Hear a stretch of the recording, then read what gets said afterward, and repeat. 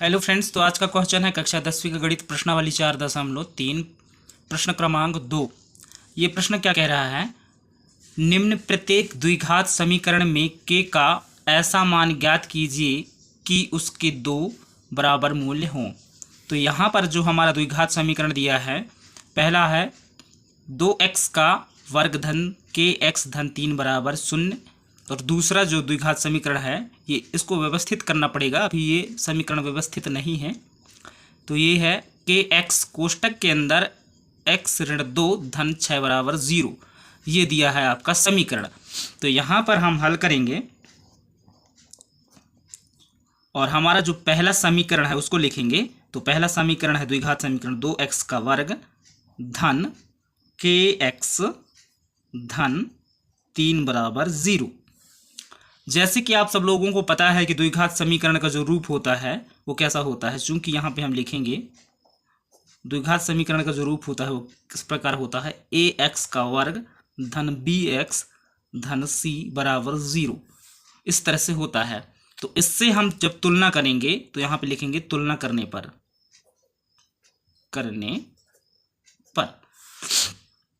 इससे जब हम तुलना करेंगे द्विघात समीकरण का, तो ये a का जो मान होगा 2 हो जाएगा। तो यहाँ पे आप लिख सकते हो आप a बराबर 2 और b बराबर k। तो b बराबर k और c बराबर 3। तो यहाँ पे c बराबर 3। ये हो गया a b c का मान। अब हमें क्या ज्ञात करना है, मूल ज्ञात करना है। तो मूल ज्ञात करने के लिए जो सूत्र होता है वो विविध कर का सूत्र लगेगा। तो सूत्र क्या है, यहाँ पे आप लिखेंगे सूत्र d बराबर b का वर्ग ऋण 4ac। इस सूत्र में हम मान पुट करेंगे, रखेंगे तो क्या हो जाएगा, देखिए b का वर्ग है तो b बराबर आप देख सकते हैं k है। तो b के स्थान पे क्या हो जाएगा, k का वर्ग माइनस 4 इंटू, यानी कि गुणा है यहाँ पे ac, यहाँ गुणा छुपा है तो यहाँ पे हम गुणा का चिन्ह लगाएंगे। और a का मान है 2, तो a के स्थान पे 2, फिर यहाँ भी गुणा का चिन्ह छुपा है तो यहाँ पे गुणित c बराबर ये 3 हो जाएगा c के स्थान पे। उम्मीद कर रहा हूँ कि आप लोगों को समझ में आ रहा होगा, कमेंट्स करके जरूर बताएं। इसके बाद यहाँ पे k का वर्ग है तो k का वर्ग हो जाएगा ऋण 4 गुणित 2। तो 2 धनात्मक में है और ये 4 जो है ऋणात्मक में है। तो ऋण धन का ऋण आएगा, 4 का गुणा 2 के साथ करेंगे तो कितना होगा 8। 8 का गुणा फिर कर देंगे हम 3 के साथ, क्योंकि गुणित 3 है तो 8 त्रिक 24। तो इस तरह से यहाँ पे आ गया 24। अब हमें k का मान ज्ञात करना है, इसलिए हम क्या करेंगे, इसके बराबर हम मान लेंगे 0। अब यहाँ पे हम कर देंगे क्या, पक्षांतरण, क्योंकि हमें k का मान ज्ञात करना है। तो यहाँ पे k का वर्ग बराबर पहले है 0, तो ये हो जाएगा 0। इसके बाद देखिए ध्यान से समझना, देखिए k का वर्ग लिखे पहले, इसके बाद ये बराबर को लिख लिए हैं, फिर लिख लिए हैं 0 को, है ना।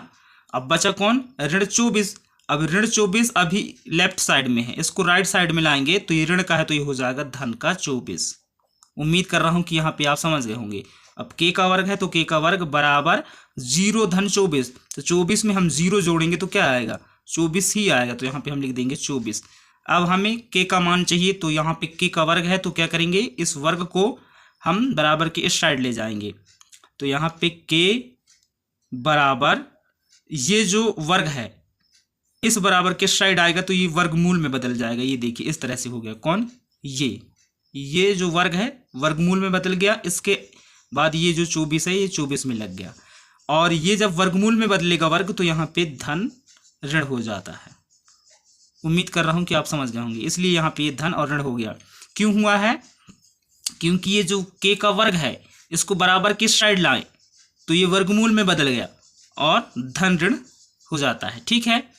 अब k का जो मान आएगा वो क्या आएगा, k बराबर एक बार आएगा ऋण का वर्गमूल 24 और एक बार आएगा धन का वर्गमूल 24। तो यहाँ पे अल्पविराम लगा दिए हैं तो वर्गमूल 24। तो ये है आपका क्या आंसर, और वो मूल ये होगा आपका आंसर। उम्मीद कर रहा हूँ कि समझ गए हैं आप। अब हम दूसरा समीकरण को हल करेंगे।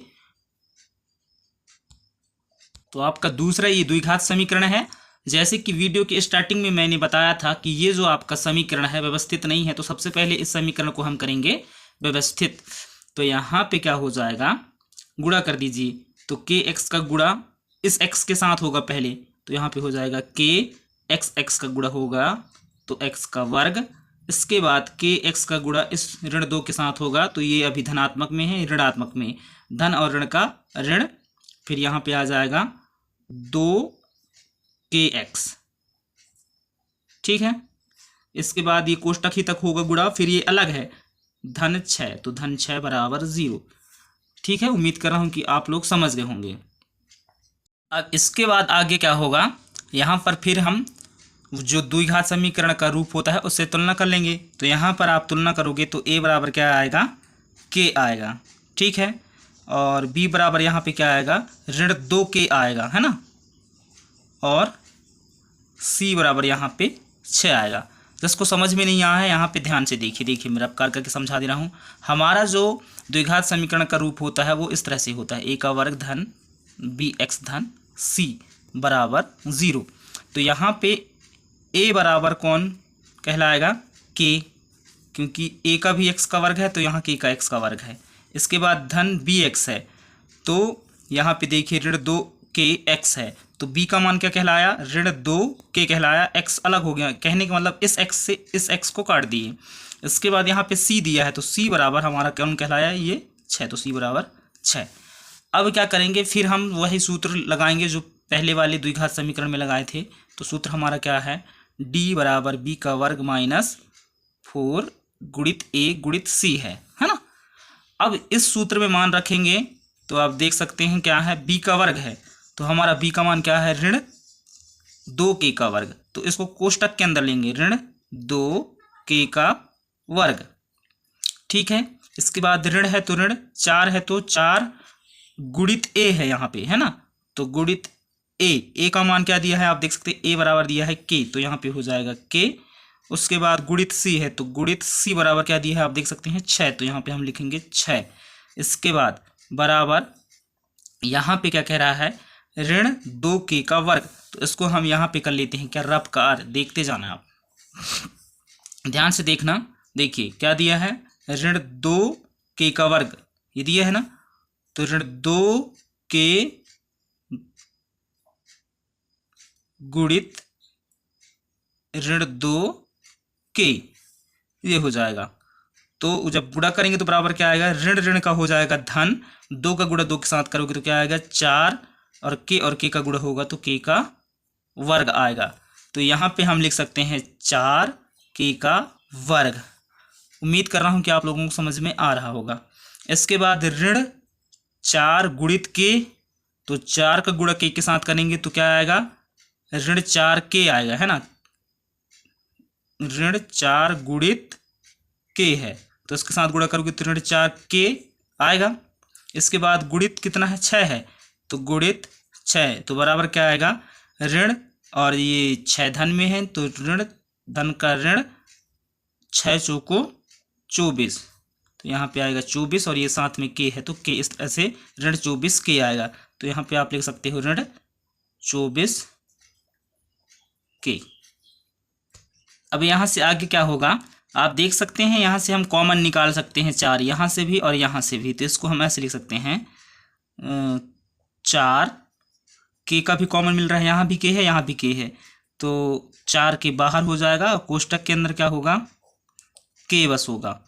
तब ये 4 का गुणा 4k का गुणा इस k के साथ होगा तो 4k का वर्ग आएगा, यहाँ पे होगा ऋण 6 कोष्टक बंद। तब 4k का गुणा ऋण 6 के साथ होगा तो 6 चौको 24k आएगा, इस तरह से।